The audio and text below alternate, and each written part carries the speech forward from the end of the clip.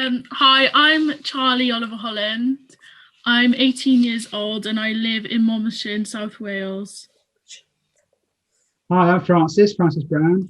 I'm 59 years old, so a big birthday coming up later this year. I live in Cardiff and I've lived here since 1980. So we're going to be talking about our Pride experiences today. So Charlie, when did you first, when did you first sort of have an interest in LGBT matters? So when I was in my first year of secondary school, so probably 11 or 12, I joined my my LGBT group in school because I came out as gay at the time and as a lesbian, and I was looking for a sort of a safe space to, find some people who felt similar to me. Living in quite a small village in like quite a conservative area, it was quite hard to find people, who I related to. So I joined my LGBT club, and a couple of the friends I made from LGBT club wanted to go to Pride. So I think when I was 13, we decided that we'd go to Pride in Cardiff. It wasn't that long ago, really, probably 5 years ago, really, not long ago. And that was sort of my first experience of Pride, was Pride Cymru in Cardiff, which I'm sure you've been to many times. Yeah, quite a few. Yeah. First thing that struck me from what you said then, Charlie, was my LGBT group at school, which it just seems, because when I was at school, which was obviously back in the 70s, you wouldn't dare even mention that you were gay, because you'd have had the crap kicked out of you probably, and all your friends. So for us, it was the first, like we were the first creation of LGBT group in school, along with the youth services. We kind of created a group, and even 5 years ago when I joined, well, I was kind of like one of the founding members. There was only about 8 of us in a school with thousands of children, and we did get bullied for it quite a lot. We had to go in like a separate outbuilding, and that was only a couple of years ago, so I can't imagine how it was sort of back when you were young, because we did get discriminated against. I guess the teachers tried to stop it, but there was sort of comments about like the gays in the room, or like slurs about us having this club. So that's why I think that's why we wanted to go to Pride as well, to try and find sort of more people who were like, when did you first attend Pride? How old were you then?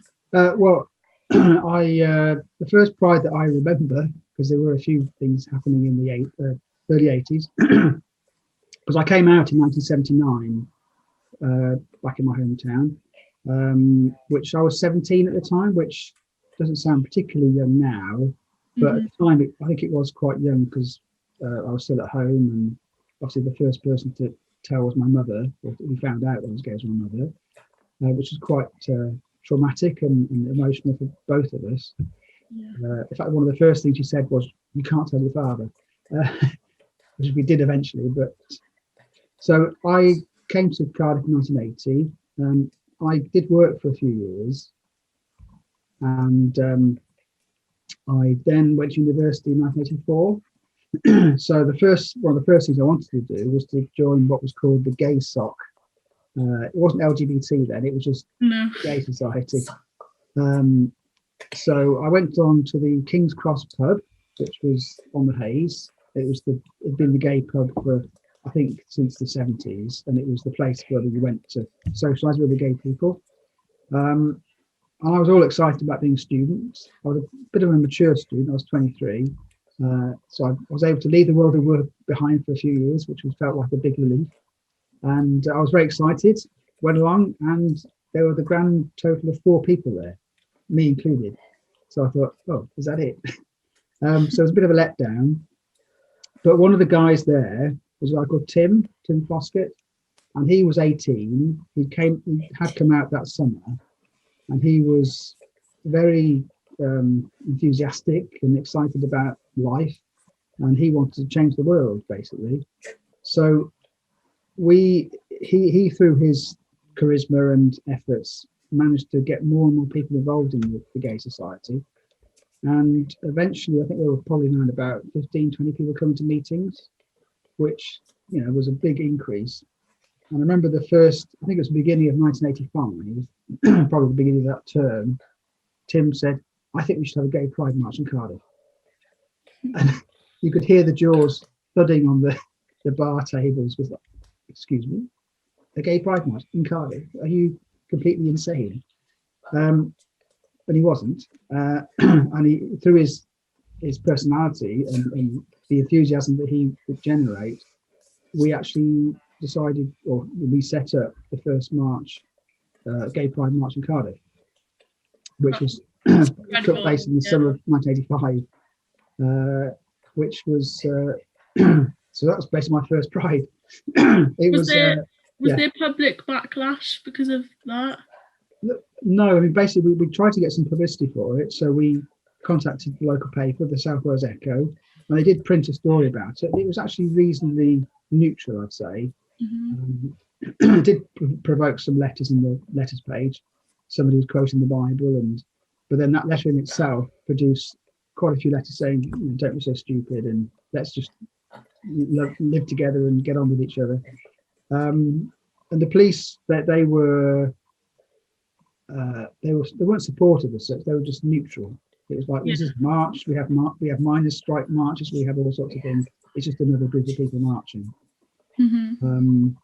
So we also tried to get some support from the people in the gay community to actually come along, rather than just students. And I did have a sense of frustration because we did flyers and put them out in the King's Cross, and I knew that most people there wouldn't come along because either they were scared or frightened, or, dare I say it, in our eyes as political students, just apathetic. Really, we felt they wanted to come along, get drunk in the pub, and that's all they cared about. Yeah. So so that's what we did, and it took place. It was a very small turnout. I think about 15 people turned up, and we marched down Queen Street, which was the creation of Pride, the first ever sort of celebration in Cardiff. I did read about it because someone said, I've read about you in a history book, and I thought, really? What? I'm in a history book. And they had some discussions about the Pride March, and apparently it was only the 11th country or place in the world to have a Pride March take place, which seems pretty crazy. Cool. Yeah. So I sort of had a similar experience that you said about the drinking. A lot of people just wanted to drink because when I attended Pride in Cardiff when I was, 13 years old, and me and my friends and my sister came to, and we got on the train and we went into Cardiff, and we had, our colourful outfits on, and we were all excited. And I think we joined the parade, didn't really see much of it, but we saw the end of it once we'd finally got out of bed, as teenagers. And we turned up to Pride, and we went in, and there was this big fun fair and all these stands and stuff. And to me, it came across as it was in the daytime. There was a lot of information, for young people. We could go and sign up to events, get stickers and information about, important stuff. But as the day went on, all I started to see was big groups of young people just getting drunk. And to me, as a 13-year-old, it didn't seem like a safe space for me to be in. I felt like there was a lot of people just gathering and, drinking in big groups, probably about my age now, at 18, 19, getting very drunk. I didn't see much of a celebration of Pride as such, and of sexuality and gender identity, but more of like an excuse to get drunk sort of thing, which to me was a little bit disheartening because I was quite excited to meet, other people alike, and I thought that would be sort of the safe space to do that. So what do you think the purpose of Pride should be overall? I think the purpose of Pride should be to inform and to look at history as well, I think.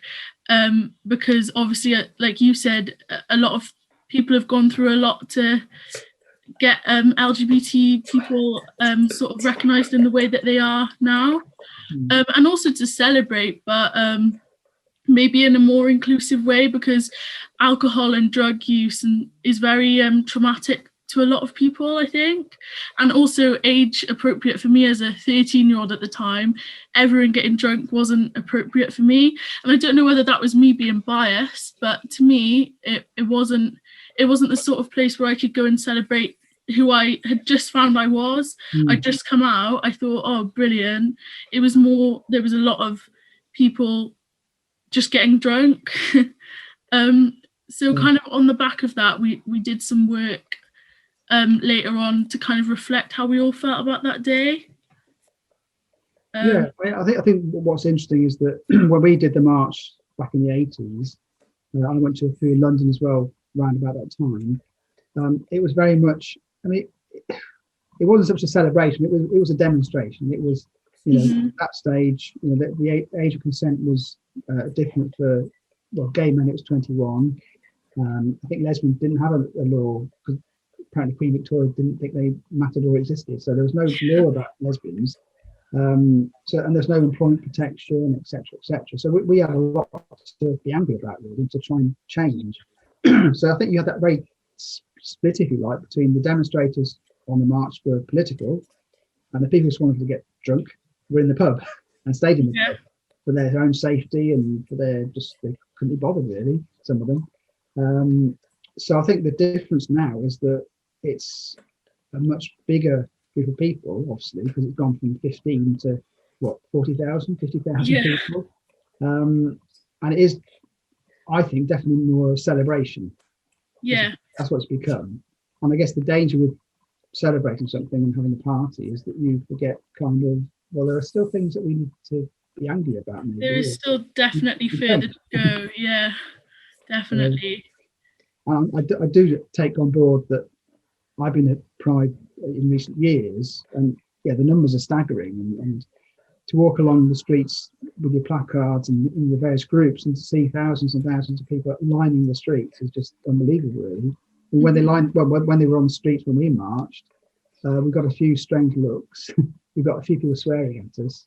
We didn't get attacked. I mean, I thought that venturing out on I think it was a fairly cold day, maybe a bit wet, that we could face all sorts of things. We could have faced violence. We could have faced being attacked. It was public knowledge we were doing it, so we could have had the National Front in those days organising an attack on us. So I was quite a mixture of excited, scared, proud. But I'm proud, but I'm also a bit terrified. But I think these days, it is. I think it is an issue that Pride as a organisation or we as a community should say, well, what should this thing be that we have every year? Is it just a chance to get drunk? Is it a chance to, and one of the positive things is that whenever I've been, I do feel incredibly old nowadays at Pride because there's so many young people there, and a lot of them, I think, teenagers come because it's a big party. They may not be lesbian, gay, bisexual, transgender, whatever. They just come because it's a good time to have. But that to me is a positive thing, because not that they come to get drunk or take drugs, but if they experience a positive experience being around LGBT people, then if they have friends at work or at school or people in their family who come out, they'll be perhaps more receptive and more positive. Yeah, it's almost normalised, as it should be. Yeah. Exactly. But how do you think that Pride could incorporate all these different aspects like partying, political stuff in one big event? Well, this is what we thought as the group of us who kind of went to Pride. We came home and we had a meeting, a couple of days later, and we all thought, like, how did it go for us? And then we decided off the back of that, just a little idea, that we would plan a youth Pride. So that we need to respect that there's people who are celebrating in a way that maybe I would do now, but at that time I wouldn't have. Yeah. So we decided that we planned this thing called Youth Pride, and it started as a little idea, us saying, oh yeah, let's plan a Pride. And in the end, after a lot of hard work over the course of a year, we managed to get, I think, 700 people to attend an event that we planned in Caldecott Castle. So I and my friends, we planned, it was more of a, to be age appropriate for young people, it was an alcohol-free event that was full of information and support for parents as well, who are finding it hard that their children are coming out because they don't know much about the LGBT community. And it was also a place to celebrate, but more in a way of celebrating talent. So we had young LGBT people singing and telling jokes, and I went on the stage and did a speech, and we had sex education stands and different political groups from all sort of like spectrums that were part of, who had LGBT like branches of their organisation or political party, and it was pretty rewarding. We won a few awards for that event, and I think that it's just recognising that people celebrate things in different ways, and that it's okay to, I don't know, celebrate in the way where you drink and party, but also a remembrance thing. And I think the way that I would kind of do Pride if I was doing a national event was to maybe have different times of the day or different sections of the place where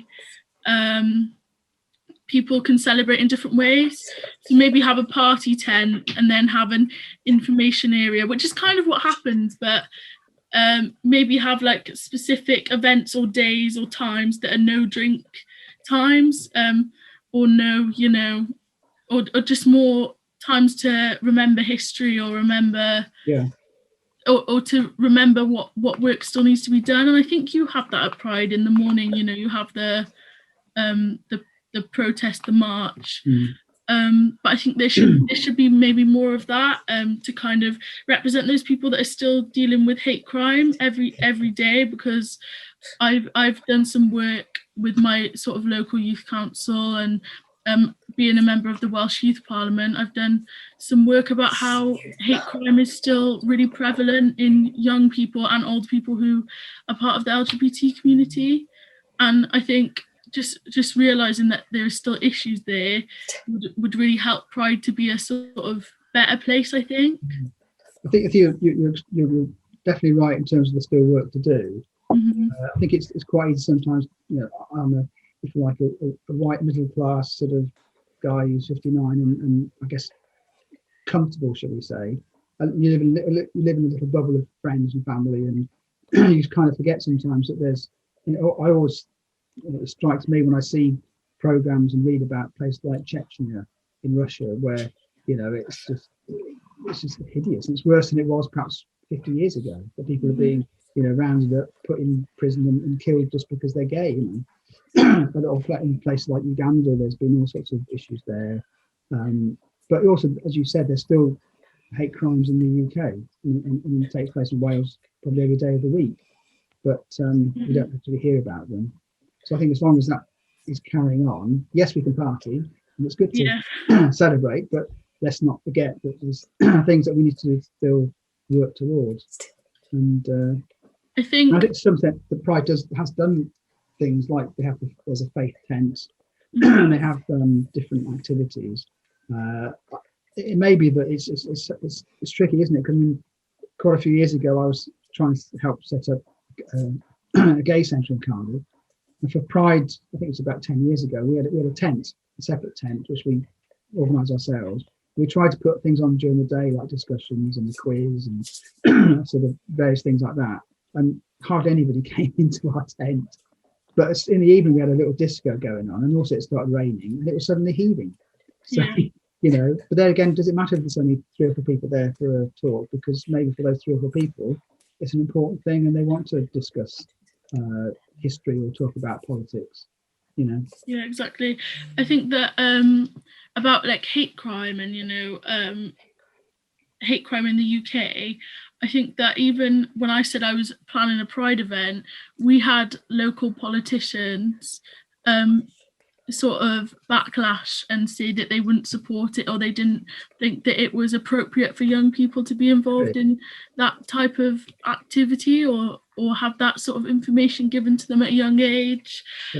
I've had one of my closest friends threatened to be stabbed in a park for holding hands with another guy and stuff like that. And I think that's where my sort of need to still protest is that I understand that it was worse back, maybe when you were young, or years ago it was worse, and in other countries it's worse. And I appreciate our privilege that we are so lucky to be able to celebrate our sexuality or gender identity as we do.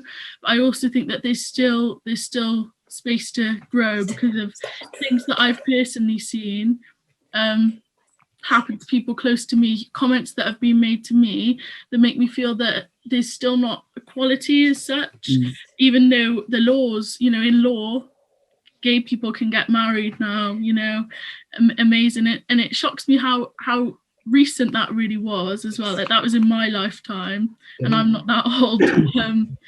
And there's all these things that it's okay now, and there's thousands of people at Pride, like gay people are accepted, but you still go into the school environment and kids are getting beat up for being gay.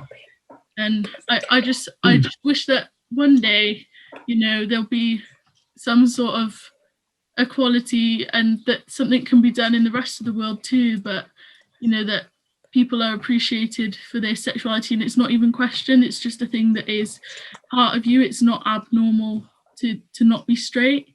Yeah, I think if you can step back away from history, if you like, and look at 50 years ago, I mean, the world was very different 50 years ago in all sorts of ways. And this thing about changing the laws, I mean, I think the Race Relations Act was 1976 in the UK. Well, you can change the law and it gives some protection and it helps people in that particular group, but it doesn't mean society is going to suddenly become, not non-racist. So I think it's steps, isn't it?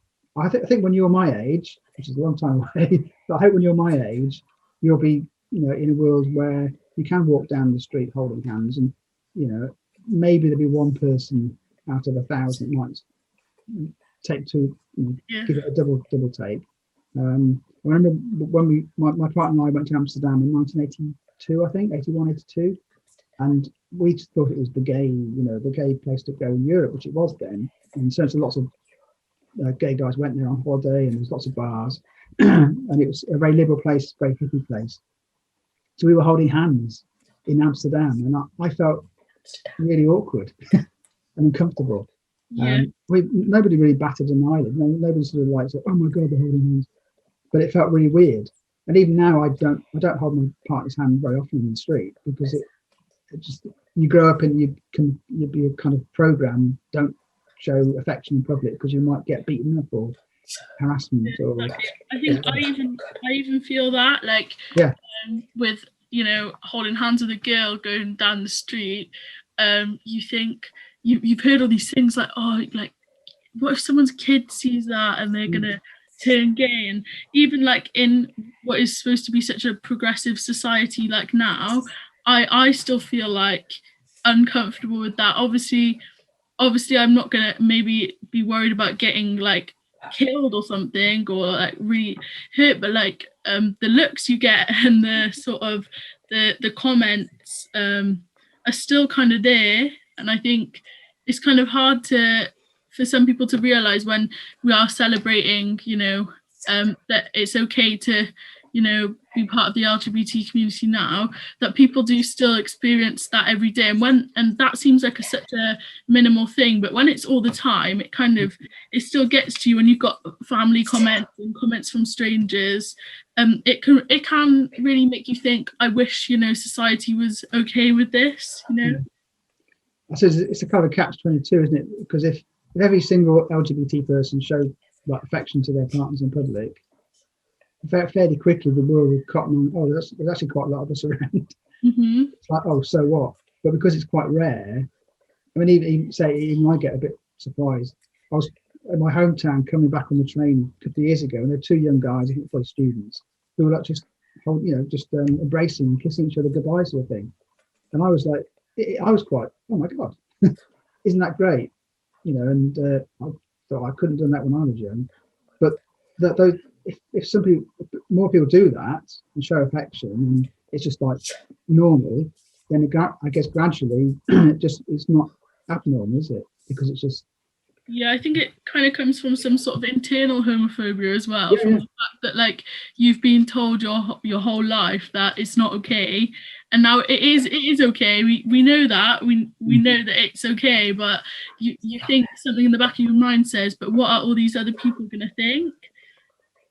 So yeah, well, no, I think that's right, and I mean sometimes it's almost like, oh, I can't be bothered to wear the badge of being gay and holding hands in my partner. I don't want to prove a point, but it's part of. It's like in my family, my nephews and nieces have grown up knowing their gay uncle and his partner, and I think if they ever experience homophobia at school or at work, I think they'd say, "Well, hang on a minute, my uncle's gay, and whatever. Don't be such a idiot." yeah, exactly. They would actually stand up for the LGBT community, I think. Have you ever had a bad experience at Pride? So a bad Pride experience. Bad Pride experience. I'm not sure I have really, to be honest. That's a good question. Luckily, no. Getting wet and being rained on and running this tent where not many people turned up. That wasn't great.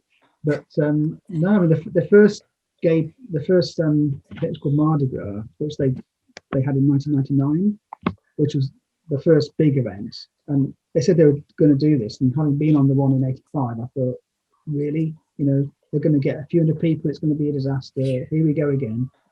And it was a fantastic day weather-wise. About 5,000 people, and it was a magical experience. It really was, because it was like, oh my God, there's so many people here, and it was just one of those perfect days in all sorts of ways. So bad experiences? No. How about you? You say about seeing people getting drunk.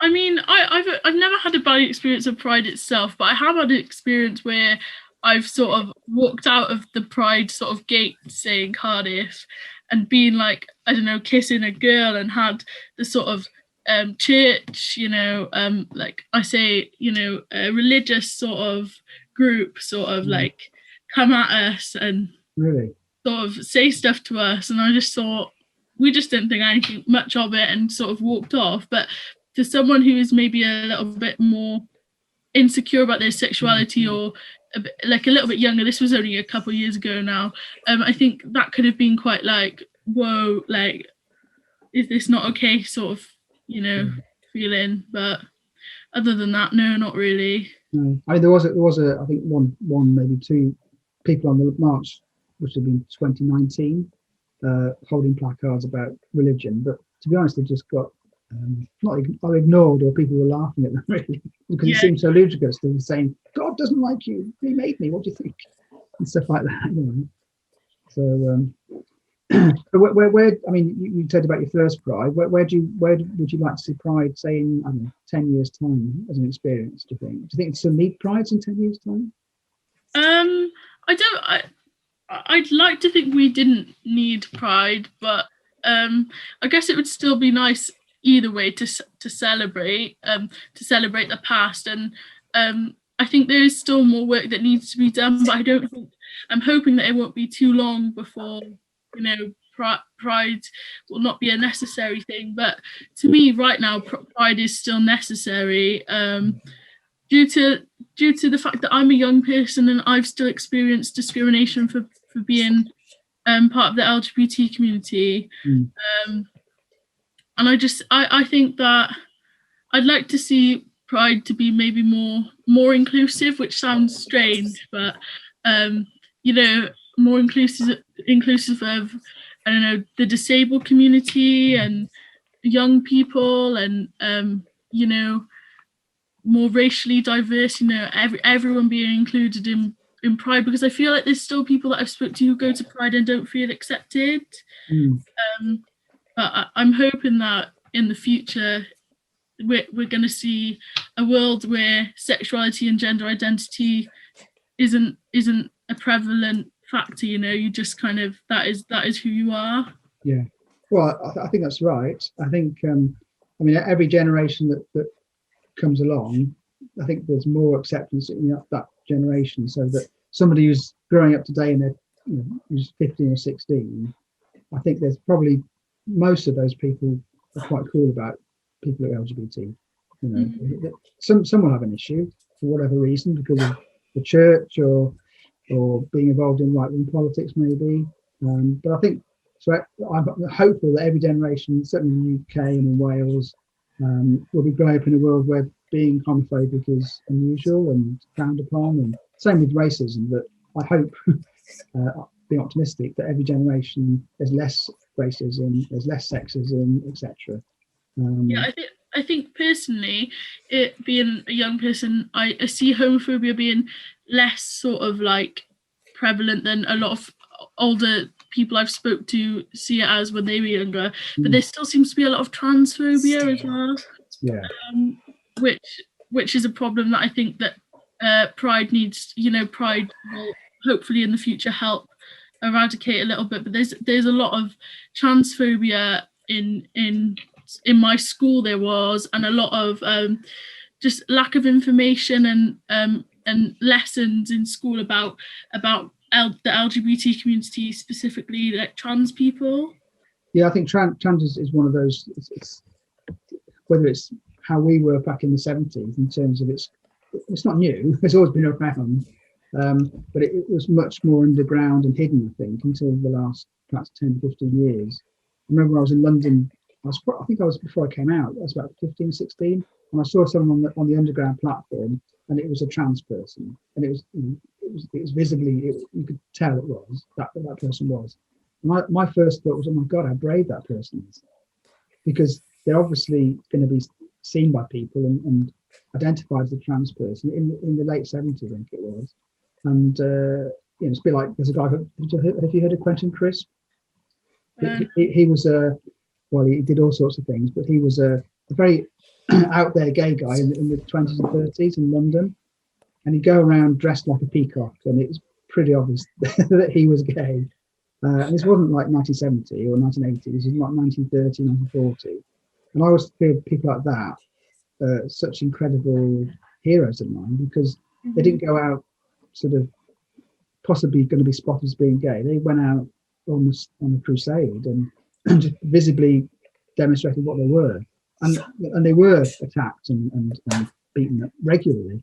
So I always think that if more of us sort of did that, then maybe issues would be eradicated, because things would be more normalized, if that makes sense. Yeah, well, I think that's what's happened, isn't it? Because you've had people who are really out there, campaigners like Quentin Crisp, well, people like Quentin Crisp, campaigners like Peter Tatchell, who was a politician in the early 80s, who you may not have heard of him either, but he stood for election as a Labour candidate, and he was openly gay, and he got a ton of crap from the press, and it was a safe Labour seat, and he lost it because of that. He lost the seat, didn't win. So I think those are our kind of what's it called, the founding fathers of the LGBT community. They're the ones that put their head above the parapet and risked their life and limb, and we owe them such a huge debt. I think. I feel that my life has been pretty good, really, being gay. I was able to come out, find a partner, live a life without being, you know, evicted or beaten up, really. So, and that's because of those people. So I hope that your generation and the generations coming ahead will have an even better experience, and you know, the homophobia that you've experienced or witnessed will, you know, be ebbing away, shall we say, gradually, bit by bit. So there'll be odd echoes and reverberations still, maybe, in this country, but they will become very, very few and far between. And so credit to you for doing things like the Youth Pride, and you know, it's really exciting to hear that that's still happening, that work. Yeah, I think that you're right, that hopefully, you know, things will come less and less. There'll always be a hint of homophobia in the world, as a lot of things. There's always discrimination of everything. I think people always get, you know, hate for being different to what has always been seen as normal, and I think, Yeah. but I'm hoping it'll just become less and less of a problem, and that also worldwide it will become less and less of a problem, and that we can carry on sort of celebrating and fighting until everything's, as good as it can be, I guess. Yeah, and even within the LGBT community, I think you kind of think sometimes, oh, we're all perfect. But I've heard and witnessed a lot of, racism in my time from gay people, certainly sexism. I know that back in the years ago, but a few people, if there were, say, a few more lesbians in the pub, people were like, oh, don't like this, don't like women in the pub, mention men only. Yeah, so, and I've experienced biphobia as well, because I used to think I was a lesbian, but like more recently I've come across the idea of maybe that I'm bisexual, and like since I've said that, you get the comments from my friends who are also lesbians saying, oh, that's greedy, and all these comments. And I think if we want to eradicate hate from outside of the community, we have to, as a community, sort of eradicate this like internal hate towards each other as well. That's maybe where Pride's got another part to play, that if there's racism, if there's biphobia and stuff like that, but perhaps one of the aspects of what Pride can do is to look at sort of helping us all sort of be more open and not non-biased against people. And to all come together for like the same cause, that we're trying to eradicate homophobia, transphobia, and instead of hating on each other, because I don't think there's much room for that when a lot of people are experiencing like external hate already. So Pride, I do agree, Pride can be a festival or a celebration or a protest where we can sort of work together for the same, the same aim. Yeah, so it's got its work cut out, Pride, isn't it? Because I'm conscious that it's mostly, it's all run by volunteers, isn't it? So I think we're asking them to be a party, to campaign, to educate. So a lot of things that we want them to do. But I think you're right. It's important that Pride. I think it's important it carries on, because somebody might say, well, why do we bother with these events now? Because we achieve what we want to achieve, and isn't it just ghettoising people? And I always say, if someone says that's a ghetto, to me, one person ghetto is another person's community, and that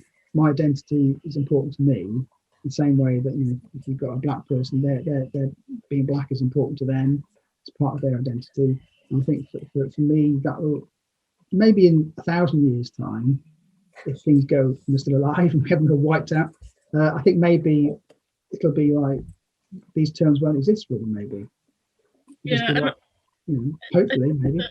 I think that having Pride for, especially as a young person, when you're coming out, and it still isn't normalized completely in society. I think having that sort of safe space, or the space where you see other people are like you, is really important for that experience as a young person, sort of discovering who you are.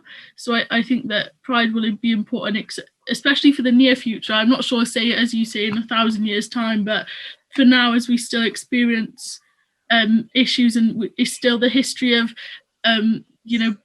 when being gay wasn't okay in this country is still pretty, recent history. It's not like, thousands of years ago. So I think that is important that we still celebrate. Definitely. I think we're probably nearing the end of our time. So should we have one parting sort of thought about, I don't know, your first Pride and what the impact it had on you, and perhaps your hope for the future, maybe?